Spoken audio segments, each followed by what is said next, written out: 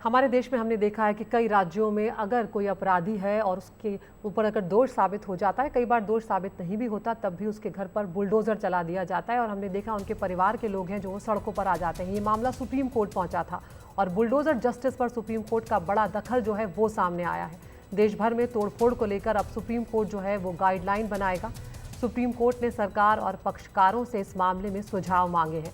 Supreme court ने कहा कि देश भर में निर्माणों में तोड़फोड़ को लेकर गाइडलाइन जरूरी है। अगर कोई आरोपी या दोषी भी है तो घर को नहीं गिराया जा सकता। अवैध निर्माण गिराने से पहले भी कानून का पालन करना बेहद जरूरी है। इस मामले में अब सुप्रीम कोर्ट जो है वो 17 सितंबर को अगली सुनवाई करने जा रहा है।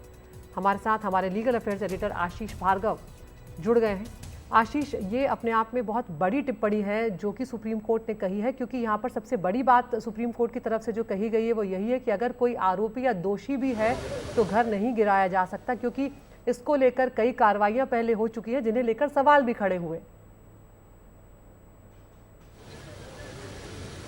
जी बिल्कुल, देखिए हम याद दिलाना चाहेंगे कि 2 साल पहले ये केस आया था जब जहांगीरपुरी में इस तरह से तोड़फोड़ हो रही थी, जहां पर दंगे हो गए थे, हिंसा हुई थी एक, और इसके बाद यहाँ पर सुप्रीम कोर्ट में ये केस आया था, सुप्रीम कोर्ट ने दखल दिया था। अब जो और घटनाएं हुई हैं, चाहे वो एमपी में हुई हों, चाहे राजस्थान में हुई हों, जहाँ पे आरोपियों के घरों को तोड़ा गया, एक यहाँ पर पहुँचे हैं शख्स, उनका ये कहना है कि उनके किराएदार के बेटे पर एक आरोप लगा है लेकिन घर उनका तोड़ दिया गया है। ये तमाम चीज़ें लेकर यहाँ पर जमीयत ने भी एक अर्जी दाखिल की थी कि इस केस में सुप्रीम कोर्ट दखल दे और बुलडोजर जस्टिस पर रोक लगनी चाहिए, ये उनकी मांग थी। तो यहाँ पर जस्टिस BR गवई और जस्टिस KV विश्वनाथन की बेंच ने साफ किया है कि इस मुद्दे को सुलझाने का सबसे बढ़िया तरीका ये है कि एक देश भर की पैन इंडिया एक गाइडलाइन होनी चाहिए जिसमें ये तय हो कि आखिरकार किसी के घर को, किसी के मकान को, किसी की दुकान को, किसी भी निर्माण को अगर गिराया जाना है तो क्या प्रक्रिया का पालन किया जाए। जस्टिस BR गवई ने बड़ी टिप्पणियां यहाँ पर की है, कहा है कि किसी आरोपी के घर को आप कैसे गिरा सकते हैं। उन्होंने ये कहा है यहाँ तक कि अगर वो दोषी भी साबित हो जाता है तो भी कानून की प्रक्रिया का पालन करना होगा, इस तरह घर नहीं गिरा सकते।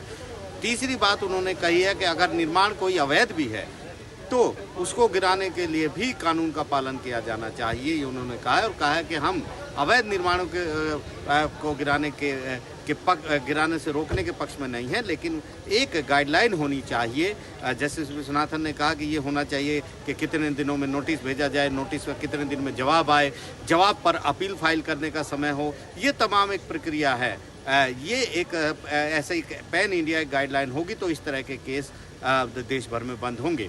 तो यहाँ पर यूपी सरकार की तरफ से सॉलिसिटर जनरल तुषार मेहता आए थे। उन्होंने कहा कि उन्होंने 2022 में ही ये कहा था कि तोड़फोड़ सिर्फ म्युनिसिपल लॉज के तहत ही हो सकती है और इस बात पर वो कायम है।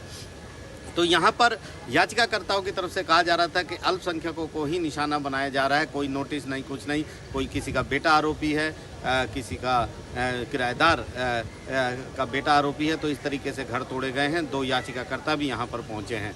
लेकिन तुषार मेहता कह रहे थे कि गाइडलाइन ज़रूर बनानी चाहिए, लेकिन ये जो केस हैं इनमें तय प्रक्रिया का पालन किया गया है और ऐसे ही नहीं तोड़े गए हैं, उसमें कानूनी जो प्रक्रिया थी म्युनिसिपल लॉज की उनका पालन किया गया है। तो फिलहाल 17 सितंबर को एक अहम सुनवाई यहाँ पर होगी। सुप्रीम कोर्ट ने ये बड़ा दखल दिया है। अब उम्मीद ये की जानी चाहिए कि सुप्रीम कोर्ट के इस दखल के बाद एक तय प्रक्रिया होगी, कोई भी अवैध निर्माण गिराने से पहले पूरे देश भर में वो लागू होगी। दोनों पक्ष अपने सुझाव देंगे, सुप्रीम कोर्ट उस पर विचार करेगा और सुप्रीम कोर्ट ने फिलहाल यही कहा है कि सबसे पहली ज़रूरत जो है वो एक गाइडलाइन की है जिसका पालन देश भर में किया जाए और इस मामले में अब जो सरकारें हैं वो अपना जवाब दाखिल करेंगी, सुझाव देंगी और जो याचिकाकर्ता हैं वो भी अपना सुझाव दाखिल करेंगे। इसके बाद एक गाइडलाइन हम उम्मीद कर सकते हैं कि 17 सितंबर को इस तरह की एक बड़ी गाइडलाइन देश भर में आ सकती है और इस मुद्दों पर विराम लग सकता है। जी।